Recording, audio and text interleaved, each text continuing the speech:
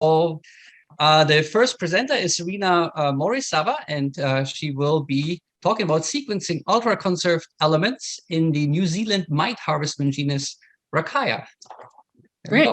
Can you all hear me still? Great. Thank you, Matthias, for the intro. Yes, I'll be talking about my undergraduate senior thesis topic on this wonderful group of mite harvestmen. Before I get into it, I'd like to thank the people who supported me in this work, members of my thesis committee, including my PI, Dr. Sarah Boyer, fellow lab members and collaborators, and I'd also like to thank these institutions for specimen loans and funding. So this is our study organism, mite harvestmen. They belong to order Phylogenetics. They're really tiny, and most of them dwell in forest leaf litter. The key thing about them is that they are extremely dispersal limited. So species ranges only usually go up to about 50 kilometers.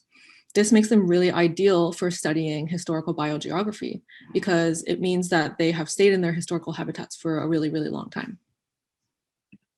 We study the mite harvestman of New Zealand because of New Zealand's very unique characteristics. New Zealand has a combination of island and continent characteristics.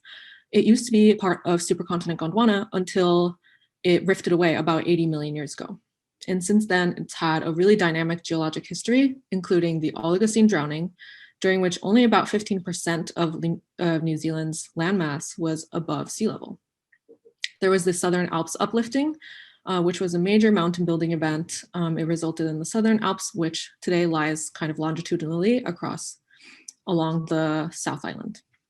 And finally, the Pleistocene glaciation, during which there was a pretty substantial presence of glaciers in New Zealand, especially along the Southern Alps, and it also resulted in a lower sea level. So the North Island and South Island were connected. So New Zealand's very tumultuous geologic history is really useful for testing the cause and effect of biogeographical hypotheses. So zooming in to our study group, New Zealand mite harvestman, or New Zealand has 3 genera of mite harvestmen, Alraki, Rakaia, and Neopercelia, each pictured here. I focused on the genus Rakaia, which is the most widespread and most speciose. There are 18 named species and subspecies across New Zealand, and each of them are restricted to a geographic region. So in this map, each species is color-coded. For example, Rakaia antipodiana is shown in a red circle, and they can only be found in this particular geographic region. So what I set out to answer is, what is the evolutionary history of Rakaia? In our lab, we study mite harvestmen in a multifaceted way. We look at morphology using scanning electron microscopy. We use a lot of molecular data and we look at geographic distribution. I decided to kind of work on our molecular methods. And in doing so, tackle the broader question of how has New Zealand's geologic history shaped the evolutionary history of Rakaia and other New Zealand mite harvestman groups. So I'd like to touch a little bit on our past work on estimating a Rakaia phylogeny. Of course, molecular advances are a pretty recent thing. So most of the Rakaia species we know from morphology when they were described in the 40s and 50s. Obviously, the limitations of this are that you cannot estimate divergences in this group. And in this particular group, diagnostic characters are only found in males. So this is a collection of scanning electron micrographs. This is the dorsal and ventral side of a male. And we focus on the tip of the 4th leg and its anal plate to identify these animals to species. And for Sanger sequencing, this work has kind of made up the majority of the framework that we worked with today. And there's been a lot of progress in this area, but we've come across pretty persistent obstacles such as low confidence values in some groups and the fact that we cannot sequence degraded DNA. So this means that we can't use museum specimens that are older than 20 years old or a few decades old, or specimens that have been stored in less than desirable conditions like lower concentrations of ethanol. There's also been work in transcriptomics. So transcriptomic phylogeny of mite harvestman genera has been published in 2020, last year, by Dr. Caitlin Baker and colleagues. So this yields far more data than Sanger-based approaches, but major limitations are that you need RNA material for this. So this heavily limits our taxon sampling for this group. And you still cannot use older degraded specimens.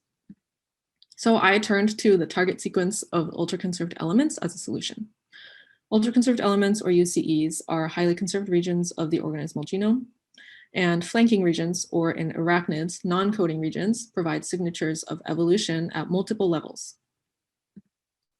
The advantages of using this method are that, well, it yields phylogenomic data with hundreds to thousands of loci. And you can use ethanol preserved specimens, so that's what we have the most of. And you can use specimens with fragmented DNA because, in fact, the protocol for this method requires the shearing of DNA into smaller pieces. So we applied this method to our group, Rakaia. This was our first UCE-based phylogenetic study in mite harvestman. We were able to sample 47 specimens from 17 named species and 6 putative new species. We used an arachnid-specific probe set, and we were able to recover an average of 719 loci per sample. And here's the tree that we came up with. So just to orient you, I have divided, I have color-coded, so each color represents different species, and actually the rounded edge shapes are distinct from the square corners. We use Raxmel with 1,000 bootstrap replicates. And here I just want to show you that the red stars show new species. So just want to show that we're always incorporating new species into the mite harvestman tree of life. Just to shed light on a few points on this tree. So we were successfully able to include a 35-year-old specimen in our phylogeny tree. So that would be this green one here, Rakaia new species, Judd Ridge. So that was very exciting. Second, this tree supports the monophyly of putative new species. So Rakaia, new species Octoroa in red, and new species Wellington in blue. So I had identified that these were probably new species based on morphology, and our Sanger-based tree had kind of supported that. And it was great to see that our UCE-based tree also corroborates those hypotheses as well. And just to show you the spatial aspect of this, so this is a zooming in of the Wellington area of New Zealand, as you can see here. And new species Octoroa has been found in here, represented with red, and new species Wellington are distributed across this area, as you can see in blue. Finally, there was a group where we saw a non-monophyletic species, Rakaia antipodiana, with pretty high support values. So this was pretty interesting to see. We think that it might be due to there being a cryptic species within this group. So we are looking at morphology within this group. Yeah, this is a great place to kind of, for future directions. Overall, compared to previous studies, the support values are higher in some groups, but lower in others. And it tends to be that the lower support values tend to be in groups where we have older specimens, where there tend to be more DNA degradation. Yeah, so in conclusion, we were able to overcome Sanger sequencing limitations, and UCE target capture seems to be an effective and practical tool for a mite harvestman study. In the future, we would like to refine our analyses. The great thing about this being our first attempt in mite harvestman is that there's a lot of room for improvement. So we'd like to include more individuals, especially in groups where, especially in species that are only represented with older museum specimens. In addition, there is a harvestman-specific probe set in the works. We hope that this more specific probe set will yield more UCE loci and allow us to do better analyses. And we would like to use this data to test broader biogeographical hypotheses. We'd like to examine diversity patterns across New Zealand. We've seen areas with really high diversity where some are relatively lower. And we'd like to use this data to create time-calibrated trees to examine how New Zealand's geologic history has affected these mite harvestmen. Thank you, and I'll take any questions.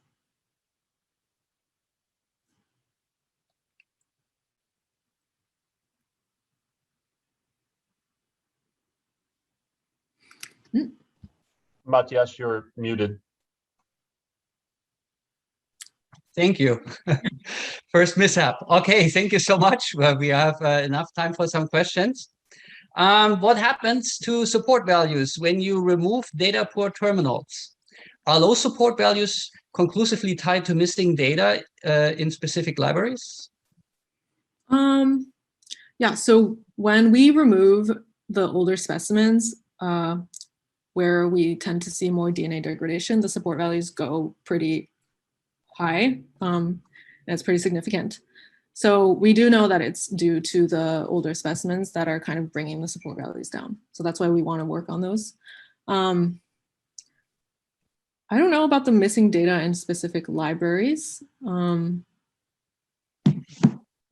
don't think it's due to missing data. It's more due to the DNA degradation of some samples. I hope that helps.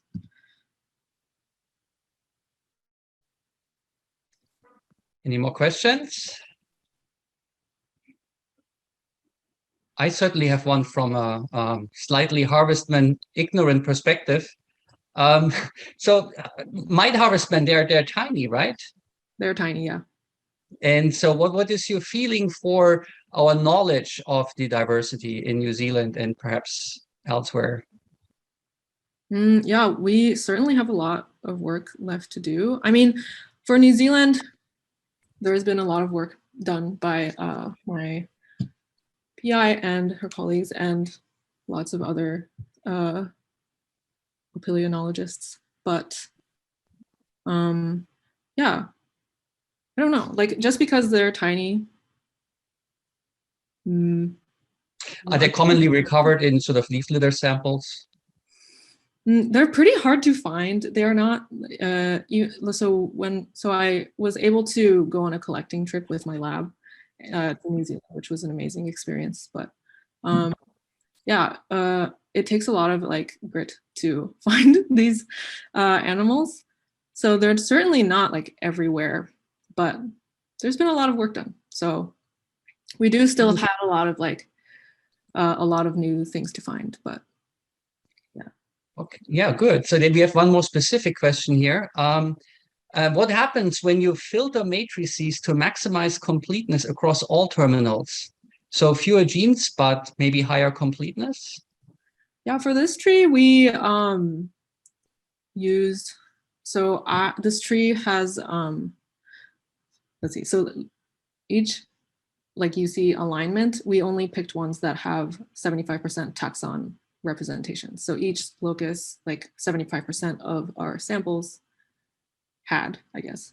So it has already been filtered. I think I struck a compromise in this respect. I tried to use as many UC loci as possible without kind of sacrificing the taxon representation. So certainly maximizing completeness will yield in better support values, but it might have a pretty holy tree.